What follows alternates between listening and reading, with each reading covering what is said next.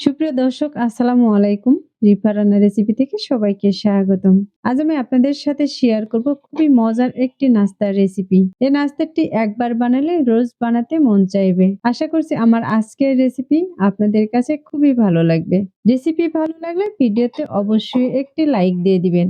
আর বেশি বেশি শেয়ার দিয়ে অন্যদের দেখার সুযোগ করে দিবেন। আমার চ্যানেলটি এখনো সাবস্ক্রাইব করে না থাকলে চ্যানেলটি সাবস্ক্রাইব করে বেল আইকনটি অন করে রাখবেন। তাহলে আমি নতুন কোনো রেসিপি আপলোড দেওয়ার সাথে সাথে আপনার কাছে পৌঁছে যাবে। তাহলে আর কথা না বাড়িয়ে এবার চলে যাচ্ছি মূল রেসিপিতে। আজকের এই রেসিপিটি বানানোর জন্য আমি এখানে নিয়েছি ১টি ডিম।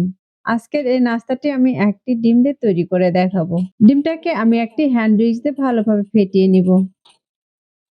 আমার এ পর্যায়ে ডিমটা ফেটানো হয়ে গেছে। এখন এর মধ্যে দিয়ে দিচ্ছি সামান্য পরিমাণে লবণ। লবণটা দিয়ে এই ডিমটাকে আমি আবারও ফেটিয়ে নিচ্ছি। লবণ আর ডিমটাকে আমি ভালোভাবে মিশিয়ে নিয়েছি। এখন এর মাঝে দিয়ে দিচ্ছি ১ চা চামচ ইস্ট। এই ইস্টটা কিন্তু যেকোনো মুদির দোকান থেকে কিনে নিতে পারবেন। তার সাথে দিয়ে দিচ্ছি সামান্য পরিমাণে কালো গোলমরিচের গুঁড়া। গোলমরিচের গুঁড়োটা যদি না থাকে তাহলে ২ টো গোলমরিচ ভালোভাবে থেতো করে দিতে পারেন। এবার সবগুলোকে আমি ভালোভাবে ডিমের সাথে মিশিয়ে নিব। এরপর যে আমি ডিমের সাথে ভালোভাবে মিশিয়ে নিয়েছি। আর এর মাঝে দিয়ে দিচ্ছি ১ কাপ পরিমাণে আটা। আমরা রেগুলার যে রুটি বানাই সে আটাটাই কিন্তু আমি এখানে নিয়েছি। এবার আটাটা দিয়ে আমি ডিমের সাথে ভালোভাবে মিশিয়ে নিব। আমার এ পর্যায়ে কিন্তু ডিম আর আটাটাকে ভালোভাবে মিশিয়ে নেওয়া হয়ে গেছে। এখন এর মাঝে আমি আরো কিছু উপকরণ দিয়ে দিচ্ছি। দিয়ে দিচ্ছি এরকম ছোট বাটির ১ বাটি আলু কুচি আর দিয়ে দিচ্ছি ১ বাটি গাজর কুচি। দিয়ে দিচ্ছি কিছু পেঁয়াজ কুচি। এখন এর মধ্যে দিয়ে দিচ্ছি কিছু কাঁচামরিচ কুচি। এখন সবগুলোকে আমি একটি হ্যান্ড উইচ দিয়ে ভালোভাবে মিশিয়ে নিব। এই আলু আর গাজরটা কিন্তু একদম মিহি করে কুচি করে নিতে হবে। যতটা কুচি করতে পারেন ততটাই কিন্তু কুচি করে নিতে হবে। এখন এর মাঝে দিয়ে দিচ্ছি পরিমাণ মতো পানি। পানি দিয়ে এটাকে ভালোভাবে মাখিয়ে নিব আর একটি ব্যাটার তৈরি করে নিব। এটা কিন্তু খুব পাতলা ব্যাটার তৈরি করব না। একটু ভারী করে এই ব্যাটারটাকে তৈরি করে নিব। দেখতে পাচ্ছেন আমি কিন্তু এটাকে ভালোভাবে মিশিয়ে নিয়েছি আর মিশিয়ে কিন্তু এটাকে একটি ঘন ব্যাটার তৈরি করে নিয়েছি।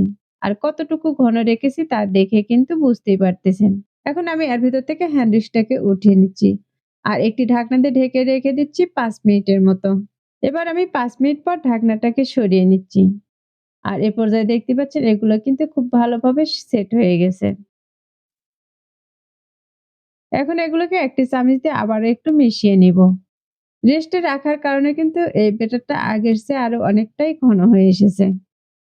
এখন এগুলো আমার ভাজা হয়ে গেছে আর এখান থেকে এই চামচে করে আমি কিছু ব্যাটার উঠিয়ে তেলের মাঝে দিয়ে দিব। তার জন্য চুলায় একটি কড়াই বসিয়ে তার মাঝে পর্যাপ্ত পরিমাণে তেল দিয়ে তেলটাকে কিন্তু গরম করে নিয়েছি। এখন এই গরম তেলের মাঝে আমি ১ চামচ করে ব্যাটার দিয়ে দিব। আর এরকম একটি গোল সাইজের চামচ দিয়ে দেওয়ার চেষ্টা করবেন। তাহলে সবগুলো নাস্তা কিন্তু একই মাপের হবে। আর এখানে যতগুলো দিয়ে ভেজে নেওয়া যাবে আমি কিন্তু ততগুলোই দিয়ে দিব। এগুলোকে একটু সাইড করে একটু জায়গা করে নিচ্ছি আরেকটি দেওয়ার জন্য। আমি এখানে যতগুলো দেওয়া যাবে ততগুলো দিয়ে দিয়েছি। আর যখন এগুলোর একপাশে একটু কালার চলে আসবে তখন এগুলোকে কিন্তু উল্টিয়ে নিব। এখন এই নাস্তাগুলোর গায়ে কিন্তু একটু কালার চলে এসেছে। এখন আমি এগুলোকে উল্টিয়ে নিচ্ছি। এই নাস্তাগুলোকে আমি প্রায় মিডিয়াম আঁচে ৪ থেকে ৫ মিনিটের মতো ভেজে নেব। আর এই ৪ থেকে ৫ মিনিটের মধ্যে কিন্তু আমি বেশ কয়েকবার এভাবে উল্টিয়ে পাল্টিয়ে ভেজে নিব। দুপাশে কিন্তু খুব সুন্দর একটি কালার করে ভেজে নিব। এই নাস্তাগুলোর গায়ে কিন্তু দুপাশে খুব সুন্দর একটি কালার চলে এসেছে। এই পর্যায়ে এগুলো কিন্তু ভাজা হয়ে গেছে। এখন একটি ছাঁকনি দিয়ে এগুলোকে তেল ঝরিয়ে উঠিয়ে নিব।